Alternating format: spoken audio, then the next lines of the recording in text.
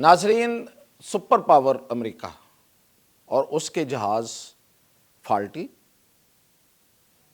وہ اڑ نہیں سکتے، اور وہ جہاز بھی وہ جس کے بارے میں زمین و آسمان کے کلابے ملائے گئے تھے۔ میڈیا میں ایسی ہائپ تھی امریکی میڈیا میں کہ سمجھا یہ جا رہا تھا کہ شاید یہ دنیا کا آخری جہاز۔ تو وہ کون سا ہے؟ F-35، اور پھر F-35A، یہ اپ گریڈڈ ہے۔ اب میں آپ کو اس کے بارے میں بہت بڑی خبر دینے جا رہا ہوں، اور صرف اس کی نہیں، F-16 اپ گریڈڈ کی بھی، جو ہمارے پاس بھی ہے، لیکن وہ اپ گریڈڈ کی خبر دے رہا ہوں۔ ہمارے پاس جو F-16 ہے وہ پرانے سے مراد وہ اپ گریڈڈ نہیں ہے، پہلے والا جو اس کا ورژن تھا وہ تھا۔ اب خبر یہ ہے، وہ کہتے ہیں ہر کمال را زوال، یعنی کہ ہر کمال کو زوال ہے، ہر عروج کو زوال ہے۔ تو یہ جو امریکہ کا عروج تھا ہے ابھی، اس کو زوال آ رہا ہے۔ خبر یہ ہے کہ انڈیا میں بنگلور میں ایک ایرو شو ہو رہا ہے، ایرو انڈیا کے نام سے، یعنی کہ ایئر شو ہو رہا ہے جس میں دنیا بھر سے ایئر فورسز، پاکستان کے علاوہ ظاہر ہے دشمن ہے تو پاکستانی ایئر فورس تو نہیں ہوگی، تو دنیا بھر سے ایئر فورسز جو ہیں وہ اپنی پروڈکٹس لے کے جا رہی ہیں، جہاز لے کے جا رہے ہیں، ڈرونز لے کے جا رہے ہیں انڈیا کو بیچنے۔ اور بھی لوگ آتے ہیں، لیکن وہاں پہ میجر کسٹمر انڈیا ہوگا۔ اب وہاں پہ امریکہ بہادر کا جو سب سے بڑا جہاز، جو اب تک جس کی اتنی ہائپ تھی، اب اس کی کوالٹیز کیا بتائی جا رہی تھی کہ F-35A جو ہے اور F-16 اپ گریڈڈ، یہ دو جہاز، یہ بیسیکلی جو F-35A ہے یہ F-16 والی کمپنی نے ہی بنایا۔ تو یہ وہ جہاز ہے جو سٹیلتھ ٹیکنالوجی رکھتا ہے، یعنی کہ یہ نظر نہیں آتا، یہ راڈار کو نہیں ملتا، یہ کہیں چلا جائے کہیں کسی کے ایریا میں تو وہاں پتہ نہیں چلتا۔ اچھا، دوسرا یہ کہ اس میں یہ جدید اور بڑا سپیڈ میں بہت تیز ہے، اور یہ اس میں وہ ٹیکنالوجی ہے کہ دشمن کے ٹھکانوں کو رات کے ٹائم بھی شاید اس میں دیکھنے کی کوئی ہے ٹیکنالوجی ہے۔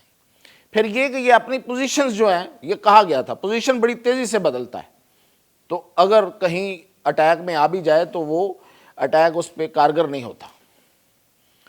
اتنی زیادہ کوالٹیز، ہوا کیا؟ دو دفعہ یہ دو جہاز ان کے گر گئے، تباہ ہو گئے۔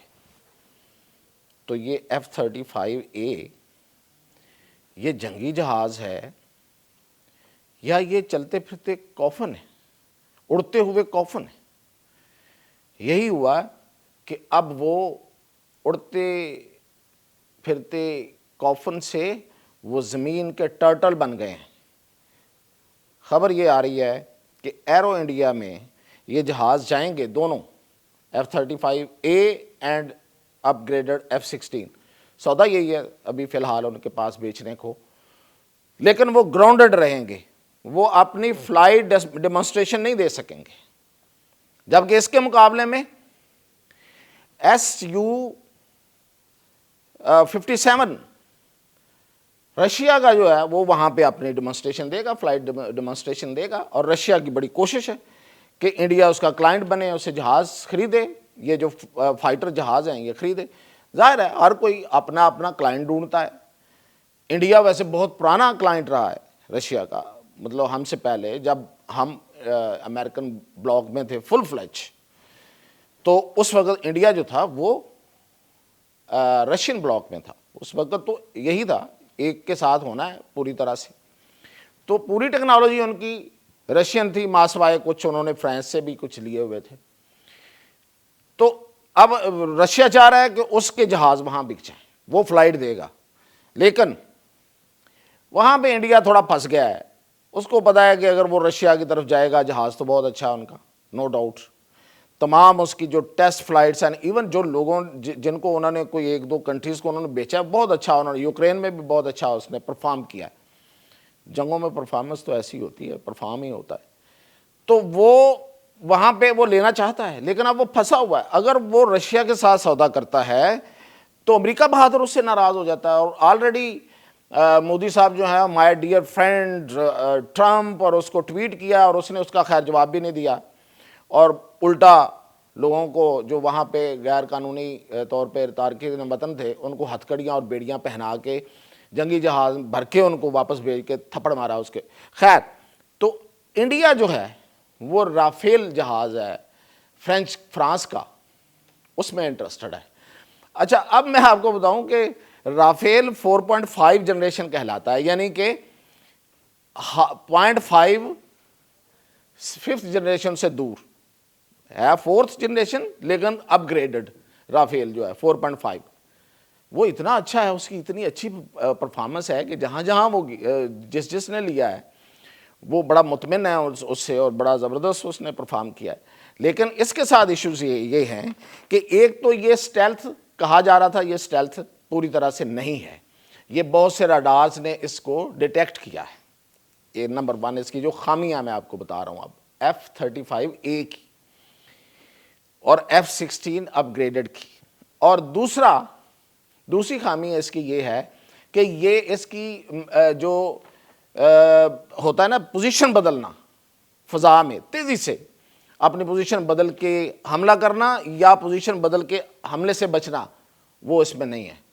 اسے وہ صلاحیت اس میں بہت کم ہے جتنی بتائی گئی تھی. پھر یہ کہ مہنگا بہت ہے. یہ مطلب جس طرح یہ بنایا ہے، ہائی بھی اسی لیے کریٹ ہوئی تھی نا کہ بہت پیسہ لگتا ہے، تو مہنگا بہت ہے. اور دوسرے جو Su-57 میں آپ کو بتا رہا ہوں یا رافیل جو ہے اس کے مقابلے میں اتنے مہنگے نہیں ہیں. تو یہ بہت مہنگا ہے، اتنے پیسے خرچ کریں اور وہ بھی جہاز لے گرنے کے لیے. تو 2 دفعہ تو میں نے کہا 2 جہاز تو ان کے گر چکے ہیں. اور پھر یہ کہ یہ اسٹیلتھ ٹیکنالوجی اس میں نہیں ہے، اور ہتھیاروں کی کیپیسٹی بھی اس میں جو بتائی گئی تھی وہ بہت کم ہے. یعنی کہ جو بتایا گیا تھا اس کی جو کوالٹیز، سودا جو بتا کے جو بیچنے کی کوشش کی گئی دنیا کو، وہ اس میں نہیں ہے. آپ نے پچھلی دنوں خبر سنی ہوگی کہ ڈنمارک نے بھی کہا ہے کہ ہم F-35 کا جو ان کا کوئی ایگریمنٹ قریب پہنچ گیا تھا تو انہوں نے کہا ہم دوبارہ ریویو کر رہے ہیں اس پہ کہ ہم لیں گے کہ نہیں لیں گے. خیر، اس میں تو یہ بھی ایک ریزن تھی، اور دوسرا اس میں ایک پولیٹیکل ریزن بھی تھی، وہ گرین لینڈ والی. تو امریکہ کو صرف ٹرمپ ہی نہیں پڑا، امریکہ کا وہ کہتے ہیں نا کہ جو غریب ممالک ہوتے ہیں وہ پھر اس طرح کی جو سپر پاورز ہوتی ہیں ان کو پھر ایک ہی دعا دیتے ہیں کہ یا اللہ ان کی توپوں میں کیڑے پڑیں. تو ان کے جہازوں میں واقعتاً کیڑے پڑ گئے، یعنی یہ جہاز اب اڑتے اڑتے گر جاتے ہیں. تو کیڑے پڑنا ہی ہوا نا، اور کوئی خرید بھی نہیں رہا. اب وہ بنگلور میں جائیں گے لیکن ٹرٹل کی طرح زمین پہ گھومیں گے، فلائٹ ہی نہیں لے سکیں گے. وہ کون سا جہاز ہے جو فلائٹ نہ لے سکے؟ تو یہ ہے امریکہ کو جو وہ کہتے ہیں نا، جو میں نے پہلے بولا ہے کہ ہر کمال راز زوال، یہ صرف یہی نہیں ہے، یہ لینے کے دینے پڑ رہے ہیں اس کو. وہ جو تھا نا کہ جو بیچیں گے، جو بنائیں گے وہ بکے گا، اور جو کہیں گے وہ ہوگا، وہ اب نہیں ہونے والا. تو یہ ہے حالات. اس پہ مزید اپڈیٹ ٹیکنالوجی کے حوالے سے امریکہ ورسز چائنا وہ مزید اگلے ایپیسوڈ میں.